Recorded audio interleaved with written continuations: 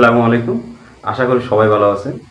আজকে আমি যে পার্ট নিয়ে আলোচনা করতে যাচ্ছি, এটি একটি গুরুত্বপূর্ণ পার্ট ন্যারেশনের জন্য। আর তাছাড়া এটা বলতে গেলে এক প্রকার অ্যাডভান্স লেভেলের জন্য। তো যারা আহ, মোটামুটি ন্যারেশন শিখছেন, তাদের জন্য এটা খুব বেশি দরকার।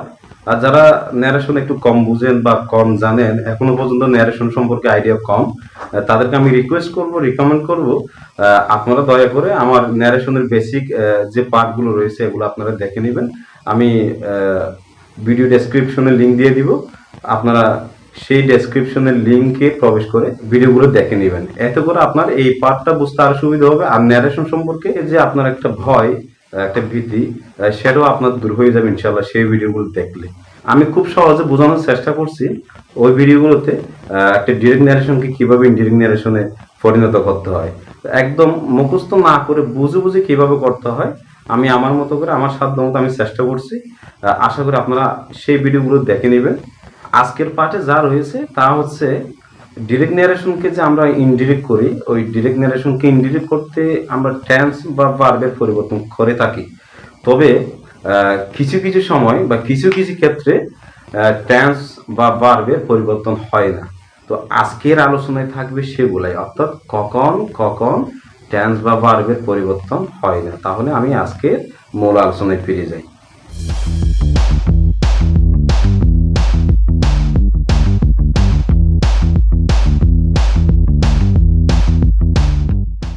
ফিরে আসলাম একটা ইন্ট্রোর পরে। তাহলে আজকের আমার আলোচ্য বিষয় হচ্ছে কি, কোন কোন সময় টেন্স বা ভার্ব পরিবর্তন হয় না। আপনারা খুব মনোযোগ সহকারে দেখবেন। আমি চেষ্টা করব এই এক্সাম্পলের মাধ্যমে যাতে আপনাদেরকে স্পষ্ট করতে পারি বিষয়গুলো, কোন কোন ক্ষেত্রে টেন্সে বা ভার্বের পরিবর্তন হয় না। যেমন 1 নম্বর আমি লিখছি কি দেখবেন, শ্যাল, উইল, ক্যান, মে। এগুলোকে আমরা সচরাচর মডাল অক্সিলারি ভার্ব হিসেবে চিনি। মডাল অক্সিলারি ভার্ব আরো অনেকগুলো আছে। তো আমার প্রথম কথা হচ্ছে, এই 4টি মডাল ভার্ব ছাড়া অন্যান্য যে মডাল ভার্বগুলো রয়েছে সেগুলো পরিবর্তন হবে না। অর্থাৎ ডিরেক্ট ন্যারেশনে শ্যাল, উইল, ক্যান, মে এগুলো ছাড়া যদি আমরা অন্য কোনো মডাল অক্সিলারি ভার্ব দেখতে পাই, তাহলে আমরা ইনডিরেক্ট করার সময় সেগুলোকে আনচেঞ্জড রাখবো, অর্থাৎ পরিবর্তন করব না। ডিরেক্ট ন্যারেশনে শ্যাল বা উইল থাকলে আমরা সচরাচর ইনডিরেক্ট ন্যারেশনে কোড বসাই, ক্যান থাকলে কোড বসাই, মে থাকলে মাইট বসাই। তার মানে এগুলো পরিবর্তন হয়। তবে আরো অনেকগুলো মডাল অক্সিলারি ভার্ব আছে, যেমন could, would, might, should, ought to, used to. এই সমস্ত মডাল অক্সিলারি ভার্বগুলো মূলত ডিরেক্ট ন্যারেশনে থাকলে ইনডিরেক্ট ন্যারেশনে আমরা পরিবর্তন করব না। আমি একটা এক্সাম্পল দিই, হি স্যাট, আই ওট ডান্স। সে বলেছিল আমি নাচতাম। এই ইনভার্টেড কমার ভিতরে যে রিপোর্টের স্পিচটা আমরা দেখতে পাচ্ছি আই ওট ডান্স, এখানে একটা মডাল অক্সিলারি ভার্ব রয়েছে ওট। এই ওটটা আমরা ইনডিরেক্ট করার সময় পরিবর্তন করব না। যেমন দেখেন, হি স্যাড দ্যাট, আই কে পরিবর্তন করে আমি হি করছি, তবে এই যে ওটটাকে আমি পরিবর্তন করি নাই, আনচেঞ্জড রেখে দিছি। ওট এখনো ওটটা থেকে গেছে, হি ওট ডান্স। তবে আরেকটা বিষয় মনে রাখতে হবে সবাইকে, যদি ডিরেক্ট ন্যারেশনে ইউ সাবজেক্ট যদি ইউ হয় আর ইউর পরে যদি শুড থাকে, অর্থ থাকে অথবা মাস্ট থাকে, এক কথায় আমরা মনে রাখবো ইউ শুড, ইউ অর্থ, ইউ মাস্ট যদি এইরকম থাকে, আর এগুলো দ্বারা যদি অ্যাডভাইস বোঝায়, অর্থাৎ ইউ শুড তোমার উচিত, ইউ অট টু তোমার উচিত, ইউ মাস্ট তোমাকে অবশ্যই করতে হবে, এরকম এগুলো দ্বারা যদি অ্যাডভাইস বোঝায়, তখন আমরা ইনডিরেক্ট করার সময় ঠিক এইভাবেই করব। প্রথমে সাবজেক্ট দিব, এরপরে রিপিটিং ভার্ব হিসেবে, যেহেতু এগুলো দ্বারা কি বোঝাচ্ছে অ্যাডভাইস, তাহলে আমরা রিপিটিং ভার্ব হিসেবে অ্যাডভাইস দিব। এরপর অবজেক্ট দিলেও দিতে পারি, তারপরে কমার পরিবর্তে আমরা টু দিব। এরপরে মেইন ভার্ব থেকে একদম ভার্বের বেস ফর্ম থেকে আমরা বসিয়ে দিব you should, you ought to, you must, এগুলো বাদ পড়ে যাবে যদি এগুলো দ্বারা কি বোঝায় অ্যাডভাইস বোঝায়। আশা করি আপনারা সবাই বুঝতে পারছেন। আমার দ্বিতীয় কথা হচ্ছে, যদি ডিরেক্ট ন্যারেশনে ইনভার্টেড কমার ভিতরে অর্থাৎ রিপোর্টেড স্পিচে হ্যাড বেটার থাকে, অথবা উড রেদার থাকে অথবা হ্যাড রেদার থাকে, তাহলে সেক্ষেত্রে আমরা ইনডিরেক্ট করার সময় এই ভার্বগুলো পরিবর্তন করব না। আমি একটা এক্সাম্পল দিয়ে বুঝিয়ে দিই। He said I had better go now. এই ডিরেক্ট ন্যারেশনের ইনভার্টেড কমার ভিতরে অর্থাৎ রিপোর্টার স্পিচের ভিতরে আমরা হ্যাড বেটার দেখতে পাচ্ছি। তো আমার কথা অনুযায়ী এই যে হ্যাড বেটার থাকলে বা উড রেদার থাকলে অথবা হ্যাড রেদার থাকলে আমরা ইনডিরেক্ট করার সময় সেগুলোকে পরিবর্তন করব না। যেমন এখানে ইনডিরেক্ট করছি আমি হি সেড দ্যাট, হি ওই যে হ্যাড বেটার হুবহু থেকে গেছে, অর্থাৎ এই ভার্বের পরিবর্তন হয়নি। যদি ডিরেক্ট ন্যারেশনের রিপোর্টের স্পিচ দ্বারা ইউনিভার্সাল ট্রুথ অথবা সায়েন্টিফিক ফ্যাক্ট বোঝায়, অর্থাৎ চিরন্তন সত্য বা বৈজ্ঞানিক সত্য যদি বোঝায়, সেক্ষেত্রে আমরা ডিরেক্ট ন্যারেশনের রিপোর্টের স্পিচে সেই ভার্বগুলোকে পরিবর্তন করব না। যেমন আমি একটা এক্সাম্পল দিয়েছি এখানে, he said the earth moves round the sun. এই রিপোর্টের স্পিচের সেন্টেন্সটার অর্থ হচ্ছে পৃথিবী সূর্যের চারিদিকে ঘুরে। এটা হচ্ছে বৈজ্ঞানিক সত্য অথবা এটা হচ্ছে চিরন্তন সত্য। হ্যাঁ, এক্ষেত্রে আমি যখন ইনডিরেক্ট করব, এখানে যে ভার্বটা রয়েছে এই ভার্বটাকে আমি পরিবর্তন করব না। তাহলে উত্তরটা ঠিক এরকম হবে, he said that the earth, ওই যে মুভস ছিল আগে বি1 প্রেজেন্ট ফর্ম।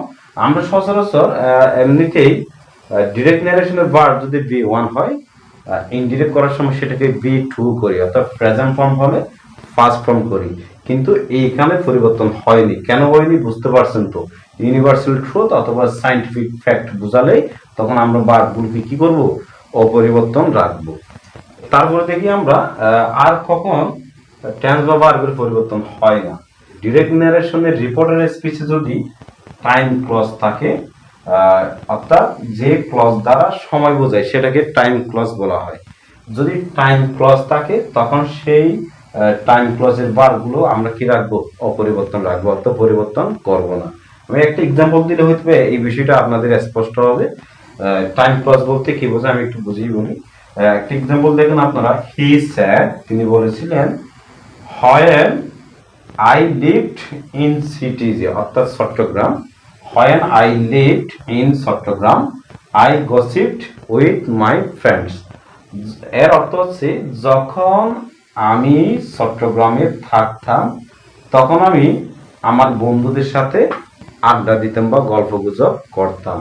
তো এখানে when I lived in Chittagong, এটা হচ্ছে একটা টাইম ক্লজ। এটা দ্বারা সময় বোঝাচ্ছে। কিভাবে বোঝাচ্ছে একটু খেয়াল করেন।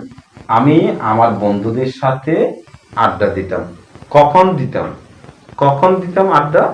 যখন আমি চট্টগ্রাম থাকতাম। তাহলে যখন আমি চট্টগ্রাম থাকতাম এই ক্লজটি দ্বারা সময় বোঝাচ্ছে, এই জন্য এটাকে আমরা টাইম ক্লজ বলবো। ঠিক ডিরেক্ট ন্যারেশনে যদি এইরকম কোনো টাইম ক্লজ থাকে, আমরা ইনডিরেক্ট করার সময় এই টাইম ক্লজের ভার্বগুলোকে পরিবর্তন করব না, হুবহু রেখে দিব। যেমন দেখেন, হি সেড দ্যাট, হোয়েন আইটা পরিবর্তন হয়ে হি হয়ে গেছে, কিন্তু এই যে লেফট বি2 ছিল, ফার্স্ট ফর্ম ছিল, এখানেও কিন্তু বি2 থেকে গেছে, হুবহু পরিবর্তন হয়নি। এরপরে এখানেও কিন্তু গসিপ বি2 আছে, আমি ইনডিরেক্ট করছি গসিপড হুবহু রেখে দিছি, অর্থাৎ পরিবর্তন করিনি। আবার যদি ডিরেক্ট ন্যারেশনের রিপোর্টের স্পিচে উইশ থাকে, উড রেদার অথবা ইট ইজ হাই টাইম থাকে, তবে এদের পরবর্তী যে ভার্বগুলো থাকে সে ভার্বগুলোকে আমরা আনরিয়াল ফার্স্ট টেন্সে বলি। এই আনরিয়াল ফার্স্ট টেন্সের পরিবর্তন মূলত হয় না। আমি আবার বুঝাই, যদি উইশ থাকে অথবা would rather, it is high time, এদের পরে যে ভার্বগুলো বসে সে ভার্বগুলোর পরিবর্তন হয় না। এক্সাম্পল দিলে আরো বেশি ক্লিয়ার হবে। আমি প্রত্যেকটার জন্য একটা একটা এক্সাম্পল লিখেছি যাতে আপনারা বুঝতে পারেন। প্রথম এক্সাম্পল যেমন দেখেন, হি স্যাড আই উইশ, এই যে এখানে উইশ আছে, হ্যাঁ, আই উইশ, এই উইশের পরে আবার একটা ক্লজ দেখা যাচ্ছে, সেখানে একটা ভার্ব দেখতে পাচ্ছে, were, I were a king, I wish I were a king. যদি আমি একজন রাজা হতে পারতাম এখানে অয়ার যে ভার্বটা এটা কিন্তু ফার্স্ট টেন্স, তবে এটাকে বলা হয় আনরিয়াল ফার্স্ট টেন্স। এই আনরিয়াল ফার্স্ট টেন্স গুলো পরিবর্তন হয় না, এগুলো আমরা মনে রাখবো কিভাবে? এই যে উইশের পরবর্তী ভার্ব, একইভাবে উড রাদার এর পরবর্তী ভার্ব, যেমন এই যে দ্বিতীয় এক্সাম্পলটা দেখেন, এখানে উড রাদার আছে, এই উড রাদার এর পরবর্তী ভার্ব কোনটা? ওয়েন্ট।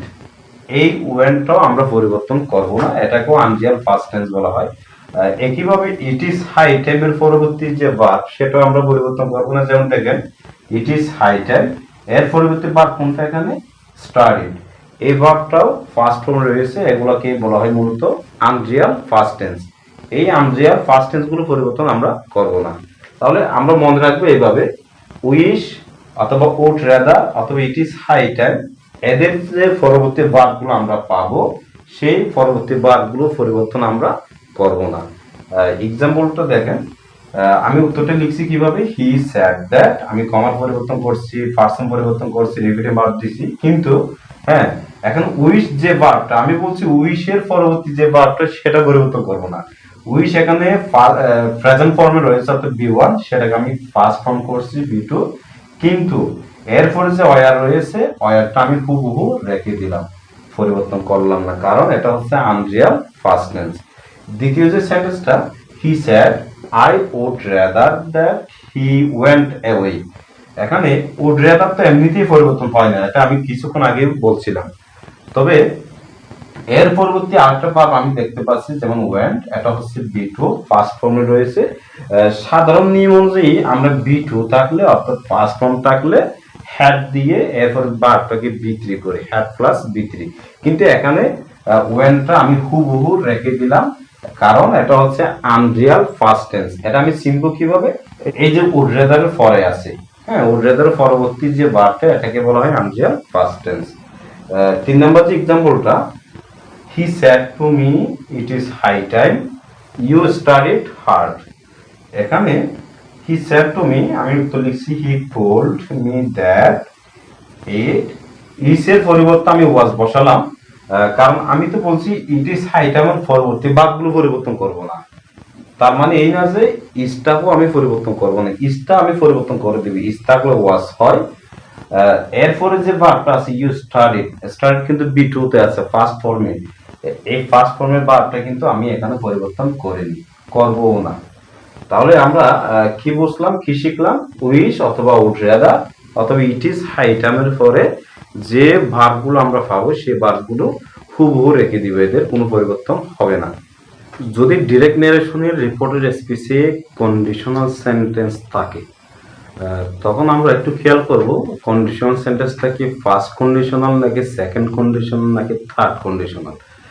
যদি ফার্স্ট কন্ডিশনাল হয়, রিপোর্টের স্পেসে যদি ফার্স্ট কন্ডিশনাল থাকে, তাহলে সেই ফার্স্ট কন্ডিশনাল সেন্টেন্সের ভার্বগুলো পরিবর্তন হবে। যদি সেকেন্ড কন্ডিশনাল অথবা থার্ড কন্ডিশনাল হয়, সেকেন্ড বা থার্ড কন্ডিশনাল সেন্টেন্সের যে ভার্বগুলো থাকবে সেই ভার্বগুলো কিন্তু আমরা পরিবর্তন করব না।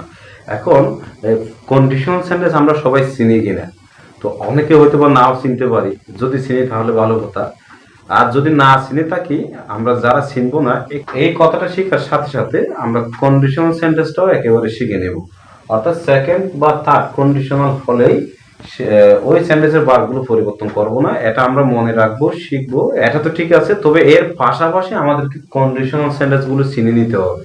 তো আমি কি করছি এখানে আপনাদের সুবিধার্থে তিনটা কন্ডিশনাল সেন্টেন্সই আমি লিখছি, অর্থাৎ কোন কন্ডিশনাল সেন্টেন্সের স্ট্রাকচার কেমন আমি স্ট্রাকচার সহ লিখে দিছি, আর এক্সাম্পল তো দিছি আমি ন্যারেশনের। আচ্ছা, তো আগে এটা জেনে নিই আমরা কন্ডিশনাল সেন্টেন্স কাকে বলে। কন্ডিশনাল সেন্টেন্স বলা হয়, কন্ডিশন অর্থ কিন্তু শর্ত, তাহলে কন্ডিশনাল অর্থ কি? শর্তমূলক। কন্ডিশনাল সেন্টেন্স শর্তমূলক বাক্য, শর্তমূলক বাক্যকে কন্ডিশনাল সেন্টেন্স বলে। এভাবে শিখলে হবে না, আমরা একটা সংকেত মনে রাখতে পারি, সেটা হচ্ছে ইফ, IF।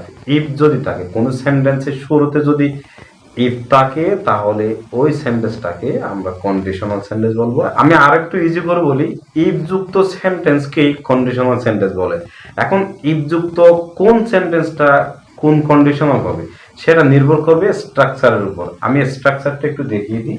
যদি কন্ডিশনাল সেন্টেন্সটা ফার্স্ট কন্ডিশনাল হয় তাহলে আচ্ছা আরেকটা কথা বলে রাখি, প্রত্যেক কন্ডিশনাল সেন্টেন্সে কিন্তু ক্লজ থাকবে দুইটি, একটা হচ্ছে ইফ যুক্ত ক্লজ আর একটা হচ্ছে প্রিন্সিপাল ক্লজ।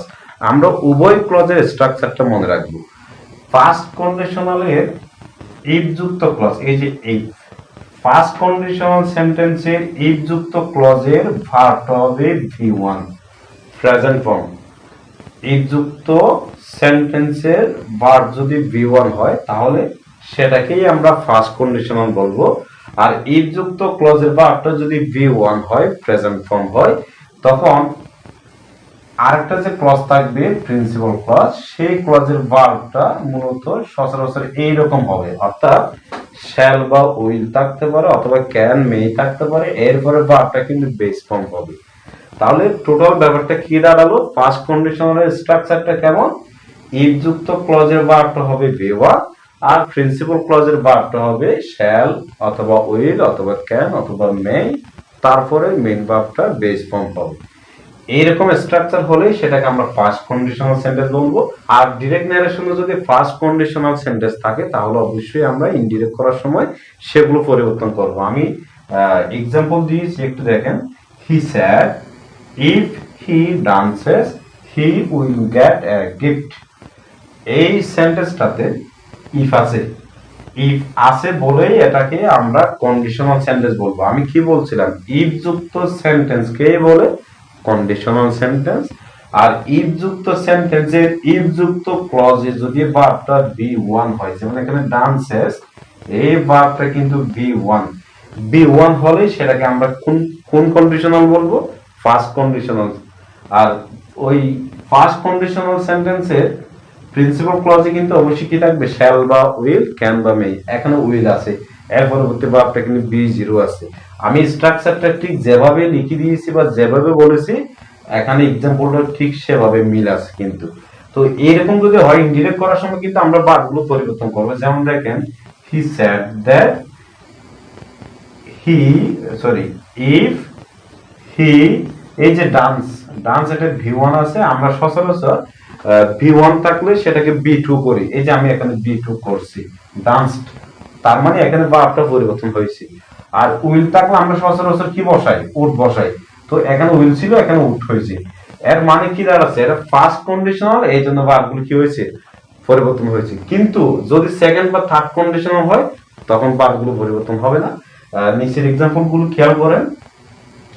সেকেন্ড কন্ডিশনালের স্ট্রাকচারটা কেমন হবে, ওই ইফ যুক্ত ক্লজের ভার্বটা হবে V2, তার মানে ইফ যুক্ত ক্লজের ভার্বটা V2 হলেই সেটাকে আমরা সেকেন্ড কন্ডিশনাল বলবো, আর B1 হলেই ফার্স্ট কন্ডিশনাল বলবো, আর B2 হলে কোন কন্ডিশনাল, সেকেন্ড কন্ডিশনাল।